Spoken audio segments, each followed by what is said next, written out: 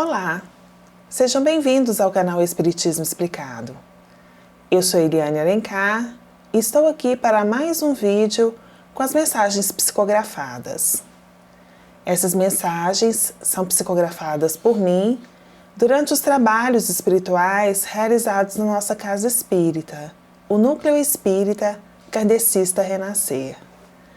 Trata-se de relatos de espíritos que estão no plano espiritual e que ainda não se encontram em grau avançado de evolução espiritual.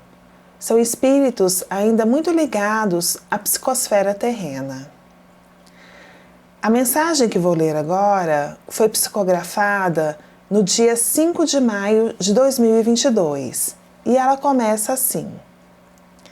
Cheguei no plano espiritual querendo fugir, me esconder como fiz ao longo da vida. Fui homossexual em minha última estadia terrena. Desde criança, era uma menina num corpo de menino. Nasci em meio religioso cheio de regras e preconceitos. Temia o Deus rígido que castiga e pune com ira aqueles que o desobedecem. E não entendia como eu o estava desobedecendo, se ele, Criador de todas as coisas, havia me criado daquela forma. Na infância, eu tinha vergonha de mim. Não conseguia me expressar. As palavras escondiam-se em minha boca e as frases eram pronunciadas entrecortadas. Quase não falava, e quando falava, a voz saía baixinho, um sussurro raquítico. E um turbilhão de pensamentos e confusão foi acumulando em mim como uma bomba interior. A adolescência foi um pesadelo ainda pior. Era chamado de maricas, capitão gay, mulher de padre e outros apelidos que me ridicularizavam. Meu pai deixou de falar comigo e agia como se eu não existisse. Minha mãe era uma mulher simples. Já fora jovem bonita e sonhadora, mas as amarguras da vida, sendo eu uma delas, apagaram seu brilho. Costureira, passava horas curvada sobre a máquina. Quantas vezes eu a vi sendo humilhada pelas clientes, que insatisfeitas com a própria aparência e infelizes com a própria vida, descontavam nela suas frustrações. Vivi sozinho nos cantos da escola e em casa. Meu pai, envergonhado de mim e até revoltado, passava pouco tempo em casa e chegava sempre bêbado. Eu era filho único. Minha mãe sofrera vários abortos antes de mim. Apenas eu sobrevivi. Antes de chegar à vida adulta, minha mãe foi minha única companhia. Por volta de meus 13 anos, certo dia, depois da escola, cheguei em casa e encontrei minha mãe apreensiva, sentada na sala com Dona Lourdes. Elas me levaram até a igreja para conversar com o pastor. Entramos em uma sala reservada, onde estava um grupo de mulheres em pé, com velas acesas nas mãos, cantando hinos. Me empurraram para o centro da sala. Minha mãe apenas chorava trêmula. Fiquei aterrorizado. O pastor pediu a Dona Lourdes que fechasse a porta. Ele amarrou minhas mãos juntas à minha frente. Chorei, implorando em vão a minha mãe que me tirasse dali. O pastor pronunciou algumas palavras e Dona Lourdes ficou estranha. Parecia uma louca, com os olhos arregalados, falando coisas sem sentido e gargalhando. Minha mãe suplicou ao pastor que parasse com aquilo, mas ele afirmou que era para o meu bem. Começou a me chicotear e berrava coisas como: "Sai, demônio, volta para o inferno, maldito." Voltei para casa com as marcas do chicote pelo corpo e rosto. Fiquei semanas sem ver ou ser visto por ninguém. O tempo passou e continuei minha vida solitária. Na escola eu ficava sempre quieto e calado, praticamente invisível. Acabaram por me esquecer e me deixar em paz. Terminei o ensino médio e passei a ajudar minha mãe em casa. Minha avó materna ficou doente e veio morar conosco. Quando eu estava com 20 anos, meu pai chegou em casa certo dia, bêbado, como era de costume.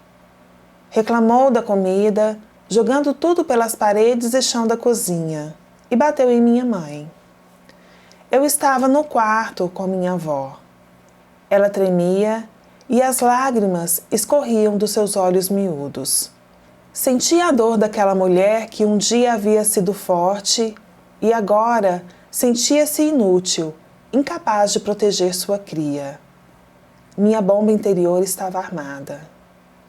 Fui até a cozinha e meu pai, sem olhar para mim, largou minha mãe, foi até a sala onde ela costurava, pegou a máquina, levou-o para o quintal e com uma marreta em mãos começou a destruí-la.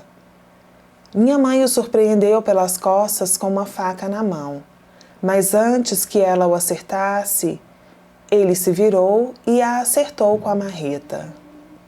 No impulso, tomei a marreta de suas mãos e o acertei várias vezes. Fiquei preso por 3 anos e meio. Conheci o inferno na cadeia. Me distanciei de qualquer sentimento bom. Apenas o amor de minha mãe me mantinha vivo.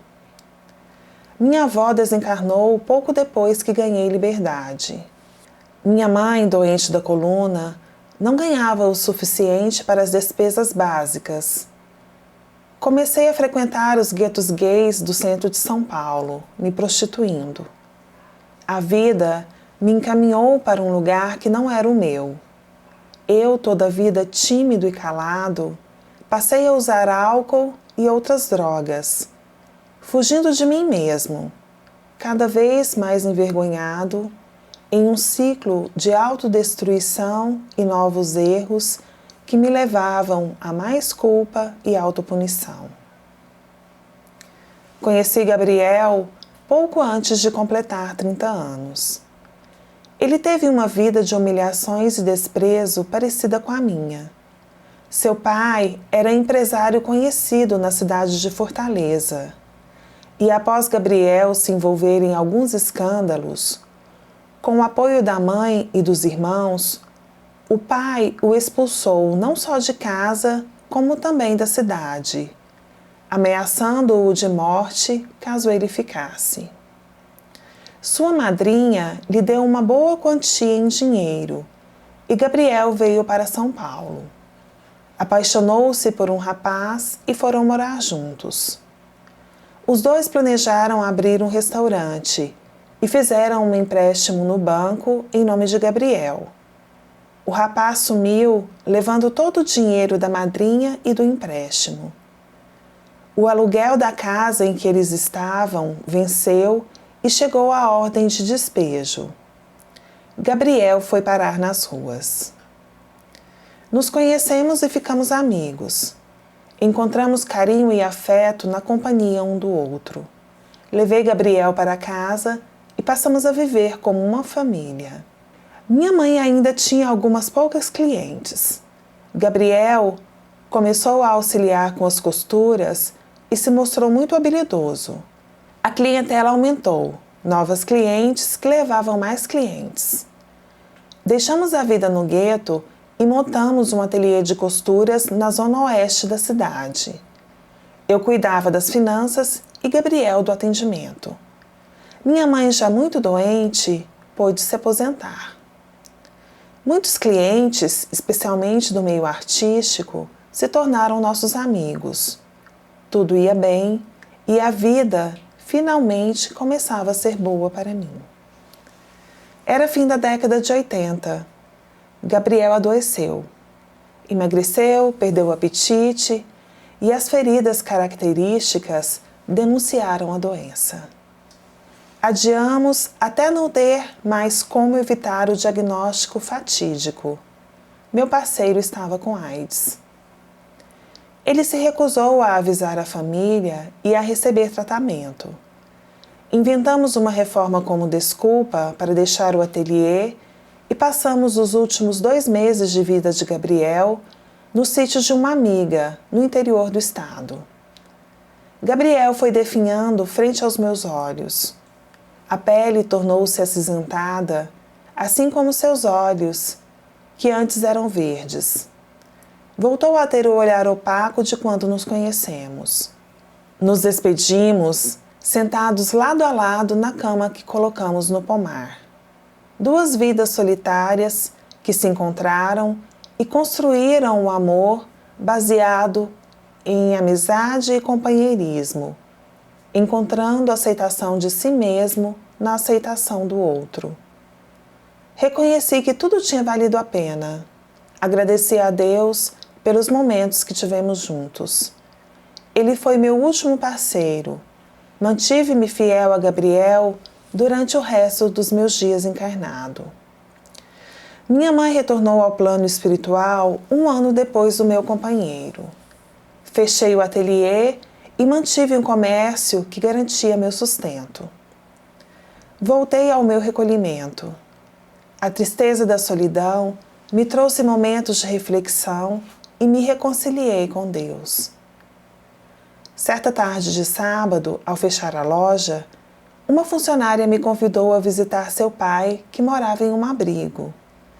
Aceitei o convite e nos reunimos a um grupo bem heterogêneo, homens, mulheres, jovens.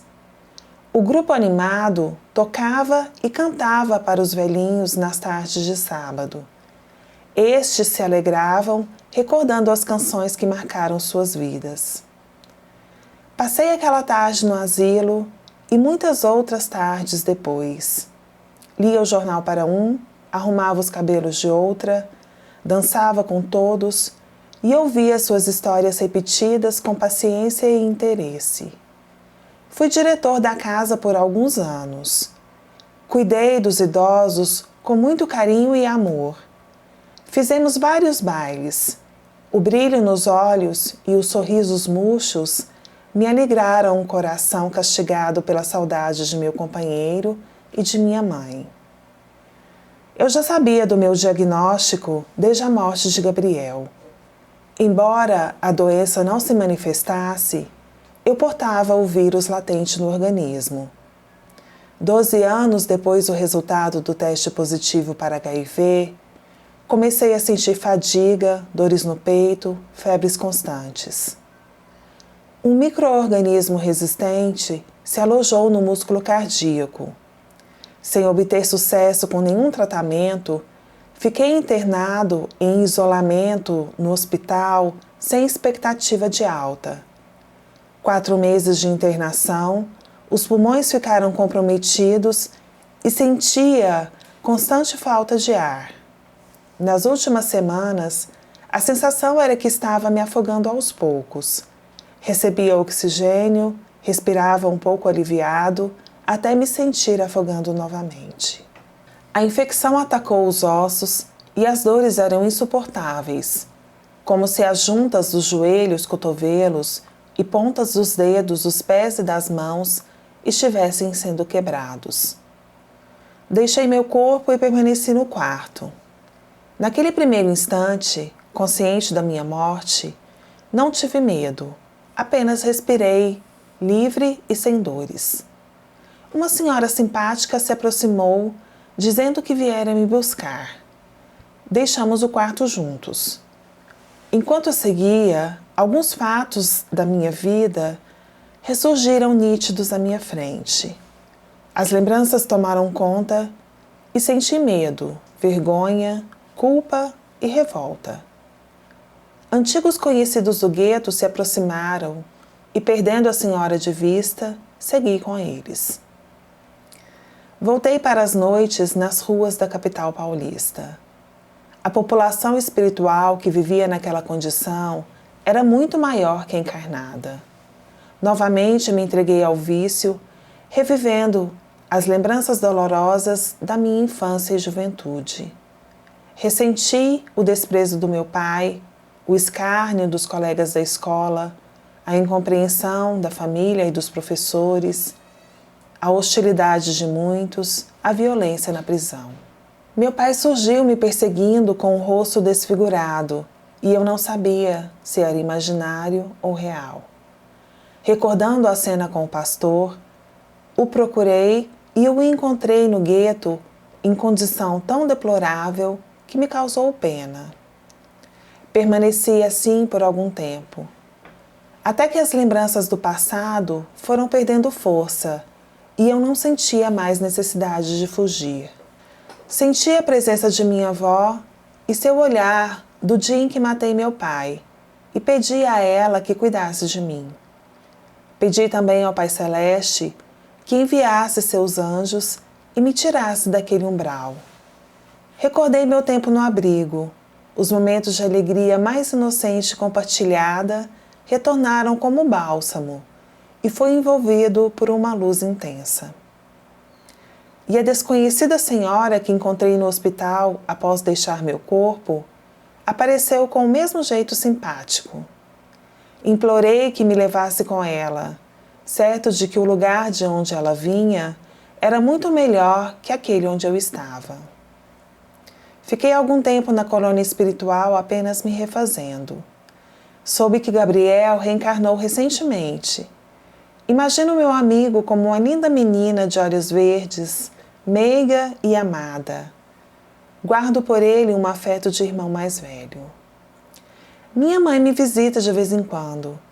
Ela se prepara para ir encontrar meu pai, que ainda permanece nas regiões hostis do umbral, onde seres se comprazem em provocar o mal no plano físico.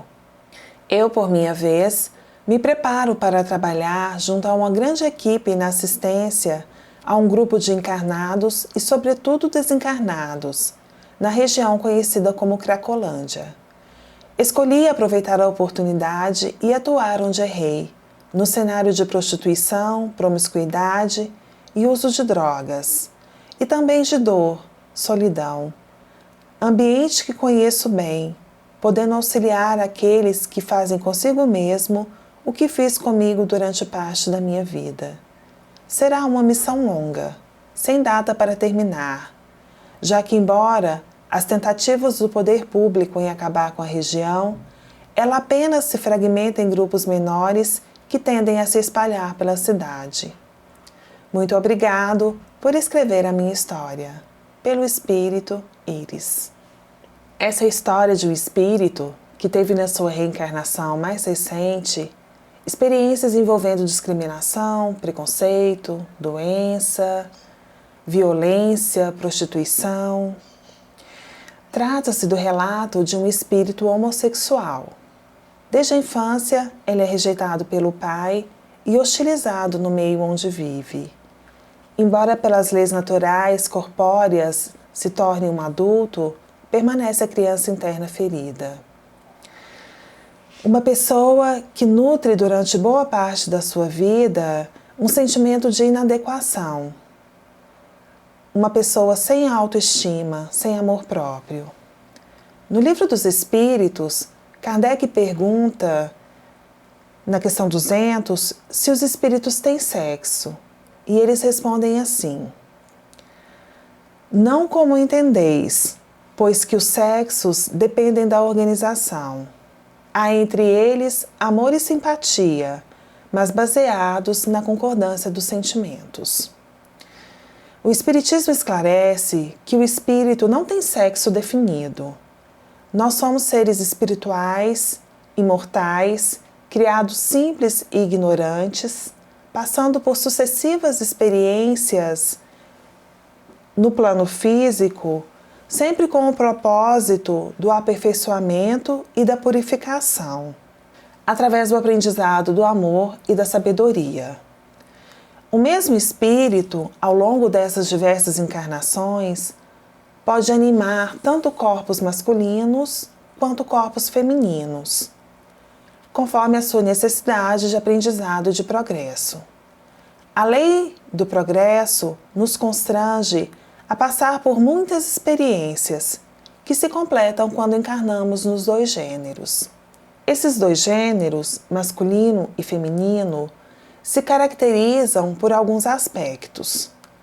O masculino está mais relacionado à força, coragem, raciocínio lógico, enquanto o feminino se relaciona mais à doçura, acolhimento, ternura, sensibilidade. Quando o espírito reencarna em um corpo de um determinado sexo, os hormônios produzidos por este corpo fisiológico influenciam a manifestação de tais características, que variam e não são exclusivistas. Por exemplo, uma mulher pode ser corajosa e ao mesmo tempo doce, assim como um homem pode ser forte, racional e ainda assim ser sensível. Mas há maior ou menor predominância de um ou de vários aspectos. O ser espiritual, com as sucessivas encarnações, vai, através das experiências em corpos masculinos e femininos, agregando valores ou características espirituais mais acentuados em um ou em outro sexo, sendo que estes valores podem variar de acordo com alguns fatores, como por exemplo a época, o tempo cronológico e o meio cultural. Os aspectos do masculino e do feminino diferem através dos séculos. As características e os valores femininos da Idade Média não são os mesmos da mulher do século XXI, assim como também as características de um fundamentalista islâmico encarnado no Afeganistão atualmente são diferentes do masculino europeu contemporâneo. Emmanuel, o autor espiritual, no livro Sexo e Vida, psicografado por Chico Xavier, nos dá possíveis explicações para a homossexualidade. Ele fala que se um espírito passa por várias encarnações seguidas no mesmo tipo corporal, havendo a necessidade de adquirir valores do gênero oposto, ele pode trazer características psicológicas do sexo no qual encarnou nas vidas passadas. Por exemplo, um espírito passa 4, 5 encarnações seguidas reencarnando como mulher, e aí ele reencarna como homem. Seu corpo físico será masculino, porém ele, espírito, traz vários aspectos psicológicos do feminino, podendo ou não se manifestar no campo sexual. E quando o aspecto psicológico feminino em um corpo masculino se manifesta no campo da sexualidade, este espírito terá atrações pelo sexo oposto ao seu psicológico, que é feminino. Então será um corpo físico masculino atraído pelo masculino, que é a homossexualidade masculina. E a mesma explicação é válida para a homossexualidade feminina. Outra explicação está relacionada à lei de causa e efeito. Um espírito que tenha abusado de suas energias sexuais e causado dor, sofrimento, por exemplo, um homem que corrompeu ou foi violento, machista, aliciador, pode reencarnar em condição morfológica diferente da anterior, com vistas a aprender a reajustar os seus próprios sentimentos, passando por processos semelhantes aos que ele tenha provocado: dor, humilhação, sofrimento. E ainda segundo Emmanuel, existem espíritos com tarefas específicas que escolhem reencarnar em corpo físico morfologicamente diferente da estrutura psicológica em que transitoriamente se encontram, objetivando maior dedicação a essa tarefa, a fim de se resguardarem de relações afetivas e sexuais, direcionando sua capacidade criativa, que é a energia sexual, para a conquista de tais objetivos. A homossexualidade é um assunto bastante amplo e é difícil resumir sem cometer algum equívoco. Mas falando de uma forma sintetizada, e por isso mesmo correndo o risco de ser superficial, eu diria que a homossexualidade não é castigo nem expiação, muito menos doença ou aberração. A homossexualidade é uma condição do espírito com propósito educativo, para que este espírito agregue algum ou vários valores necessários ao seu aperfeiçoamento, considerando sempre o ser espiritual, imortal, em constante evolução, e as vidas no plano físico, que é transitório, são sucessivas e estão ligadas umas às outras. A vida presente se relaciona aos nossos atos das vidas passadas, assim como a vida futura será um reflexo da vida presente. Não nos esquecendo que Deus, perfeito, supremo arquiteto do universo, criador de todas as coisas, não comete erros. No Evangelho segundo o Espiritismo, no capítulo 17, intitulado Sede Perfeitos, no item 7, que trata das instruções dos Espíritos sobre o dever como obrigação moral para consigo mesmo e para com o próximo, os Espíritos nos esclarecem que o dever sempre principia, para cada um de nós, do ponto de vista que ameaçamos a felicidade ou a tranquilidade do nosso próximo. E acaba no limite que não desejamos que ninguém ultrapasse em relação à nossa própria tranquilidade ou à nossa felicidade. Emmanuel fala claramente sobre o nosso dever em relação ao sexo em nossas relações afetivas, sendo homo ou heterossexuais. Emmanuel afirma que todos somos responsáveis por nossas relações, no campo afetivo e sexual. Sempre que ferimos alguém, teremos que reparar. São palavras do autor espiritual. Não proibição, mas educação. Não abstinência imposta, mas emprego digno, com devido respeito aos outros e a si mesmo. Não indisciplina, mas controle. Não impulso livre, mas responsabilidade. Nós somos responsáveis pelas nossas condutas sexuais, pelo uso da nossa energia sexual, entendendo que aquilo que nós fazemos no campo sexual de nossas vidas também está relacionado, também está submetido à lei de causa e efeito. Nosso irmão Íris encontra ou reencontra em sua jornada terrena um companheiro, um espírito também reencarnado na condição da homossexualidade, e os dois vivem uma relação homoafetiva baseada em sentimentos de amizade, companheirismo, cumplicidade, lealdade.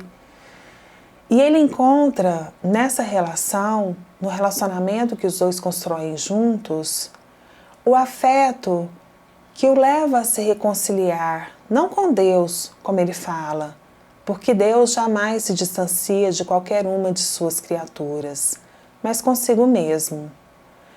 E a autoaceitação e a autoestima consequentes. E quando já encontra um equilíbrio, uma harmonia interna, ele perde seu companheiro, Gabriel, e em seguida sua mãe, as pessoas que foram mais importantes na sua vida. E a providência divina mostra a ele um remédio para a solidão, a prática do bem. Ele encontra em um grupo de idosos moradores de um abrigo o refúgio para a sua solidão.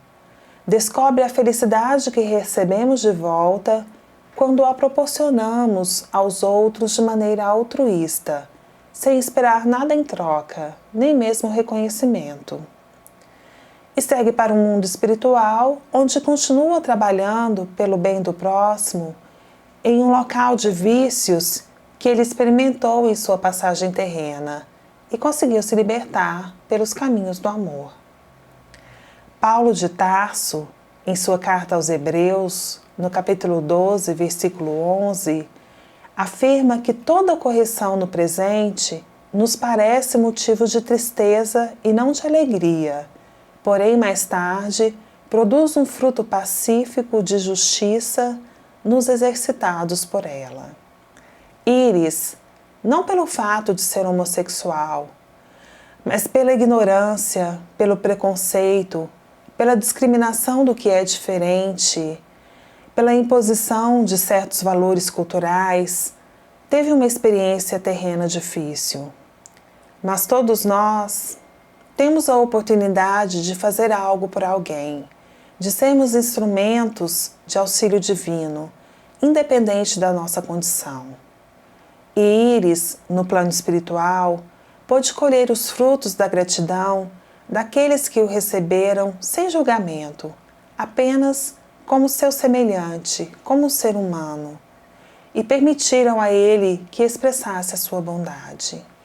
E eu encerro este comentário citando mais uma vez Paulo de Tarso. Há diversidade de dons, mas o Espírito é o mesmo. Muito bem, meus irmãos, este foi o nosso vídeo de hoje. Muito obrigada por nos assistirem.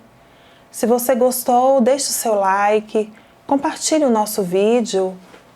E se você ainda não está inscrito no nosso canal, Espiritismo Explicado, por favor, se inscreva e nos ajude a crescer e a divulgar o conhecimento espírita.